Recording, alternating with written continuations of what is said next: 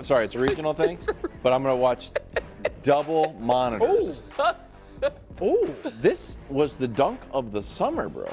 That was nice. Undrafted out of Wake Forest, played 7 games for the Heat. He's got a Heat jersey on, obviously. Nice. So, dunk of the summer for Williams. Good game. Good for him. Wonderful Indiana-Dallas. 19 total assists for Caitlin Clark. Wasn't enough. Added 24 points. They lost, but still set a WNBA record. Brewer, you're impressed. Yes, she's been phenomenal. Really all year, but especially of late. I think she's averaged about 13 assists in July or something like that. And now she's about to go basically her first rest in a year. Right. Because of the Olympics. And they're going to be a playoff team, and she's all WNBA caliber already. And the games are only 40 minutes, people should remember. Right. Weird. This is yesterday's USA-Serbia game. I didn't get into the show yesterday, but Drew Holiday with a great pass. USA rolls. Wonderful Grizzlies magic. They're getting better and better. We're going to go back-to-back sons of NBA greats. This is Scottie Pippen Jr. 25 points. Nice. Summer Grizzlies are 3-0.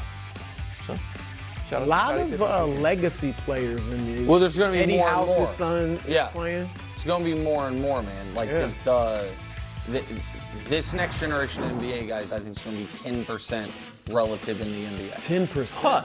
Wow. Yeah, I have number. longer, further thoughts on that. We don't have time for weird and wonderful, but maybe one day Wilds will talk about it on the podcast when you want to listen. Sounds good to me. Bronny's back 12 points and broke his 3-point shooting slump by going 2 for 5. Nick, do you expect more of this from Bronny? Well, I think he's going to look in the rest of Summer League closer to this than he did than 0 for everything. He is 7 for 31 from the field and 0 for 15 from 3. I think that he is right now obviously developmental. We know all of that. But I don't think he's in way over his skis in Summer League. I think he was playing poorly. And I think that there had to be an element of, man, this is a lot. Yes. This is a lot. He's worn it well. He's a 19-year-old He's a kid. 19-year-old kid who also has not, forget having the spotlight his dad had. He wasn't, because of maybe it would have been like this at USC as far as the spotlight, but not post-cardiac arrest. Mm-hmm. Right. And then even his high school team had a bigger star on it, not a bigger celebrity, but a bigger star. All of a sudden he shows up to Summer League, his face is on the little sideline banner stuff. So it's just a lot. So I don't think that he is in over his skis in Summer League. I think that he's fine for Summer League. So yeah, I expect more of this. Yeah, in fairness, for those who've been critical, he did look like, man, does he even belong in those first few games? Last night was the first time he looked like a pro, to use, Jaylen Brown's term. Like, he really looked like, okay, he could be a pro. He was smart. He didn't force the action, but he was aggressive. I said yesterday, sometimes he doesn't do a lot, but he was more aggressive yesterday at the drive to the bucket, a nice finish in traffic. Obviously hit his jump shot. And even as he was starting to hit points, and many people would think, okay, I got it going, let me really try to do something, he stayed within himself, took what the game gave him. It looked good. I thought that was a great step in the right direction. I think he still will have some shooting woes. He'll have some games where he doesn't shoot well in these Summer League games. But that was huge for him, and I thought he looked really good. And I'd be encouraged if I'm anybody pulling for Bronny, 5 games in, he's actually, starting to get the hang of play. it. Getting comfortable. Okay, because I am supporting Bronny and rooting for Bronny, but I'm going to have an odd opinion on this. Okay. Because I'm on Hobble Watch. Yeah. If anyone's ever hobbling, I'm locked in. I'm on Wince Watch, famously after Giannis was wincing and I predicted the unfortunate end of the Bucks season. Yeah. I am not going to be on Bronny Watch because I want to support him by ignoring him. I want to just let the guy develop.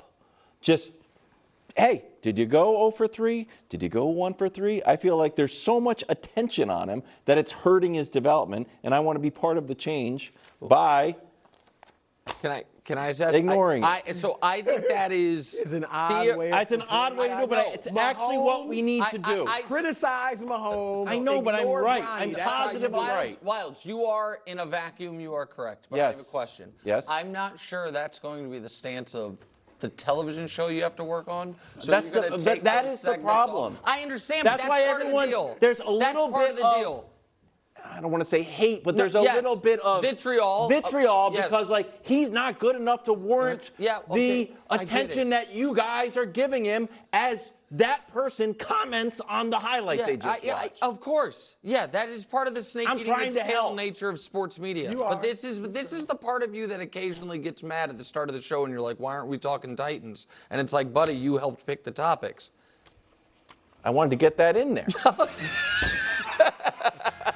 Interest live from New York. This guy. It's the show that is a little bit excited about Russell Westbrook. I am.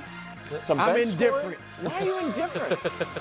How can you be indifferent? Your feelings are hurt about Bruce Clippers? Yeah, probably. No. That's probably it. You probably know. Bruce also literally, for all we know, got to work 6 minutes ago. We're not sure. Well, I got here as late as possible, so I didn't have to hear you guys talking about God knows what. Let's go. First things first. Let's talk about inventions in ice shapes. Today, well, here's a novel idea. One Cowboys legend says the Cowboys should trade Dak Prescott. Kind of. We'll discuss. Okay. Kind of. Meanwhile, the new quote that makes us think that Devontae to the Jets still has a heartbeat. Look at Aaron go. Wow. And finally, the most motivational segment in all of sports, the Bud List. With a new intro? Yes, a brand new intro. I'm intrigued. You know what we're going to do now? What? YouTube comments rather than letters. Oh, okay. Real ones? Yes, 100% Not real. ones that you put with your burner account? I would never have used my burner Also, account and put it on the show. if I may, Brew, we might be able to expand the Bud List soon. We'll explain during the Bud List. Really? Yeah, maybe. Back to 5? Possibly. Excited. But we're starting with a concept. Now, in practicality, Dak has a no-trade clause, but the larger story here Let's just overlook that. Yeah. For the sake of Good story. Larger story is that the Cowboys legend Charles Haley says that Dallas should trade their franchise QB. Take a listen. I can tell you this. Trade Dak. Just put him up for the trade. Guess what? Every team in the league be after him. Yeah. Every team in the league. Dak is a winner. Dak is a great person, a great leader. I mean, it's actually complimentary. It is yeah, he's saying that because they haven't paid him, they don't respect him enough, so just trade him. But go ahead, sorry. I wrote react. Okay, so You put this a lot in man. really working hard. Wow. I think this actually would have been the move. The Cowboys are Wilds hates mimes, injustice, and half measures. Yeah, not in that order. And right now, the Cowboys are, in my opinion, operating under a half measure with Dak. They're going to do a mime. No, they're not miming with Dak. Where they haven't paid him, but they're still seemingly committed to him. Yes. But they are clearly anxious about making him the highest, or even maybe second highest, but certainly the highest paid player in league history. And if you unwind this to before the draft, would the Pittsburgh Steelers have given you 3 first-round picks for Dak Prescott? I think so. I think that with you look at the Russell Wilson or Deshaun Watson trades as somewhat of precedent. Would the Raiders have given you 3 first-round picks for Dak Prescott? I think so.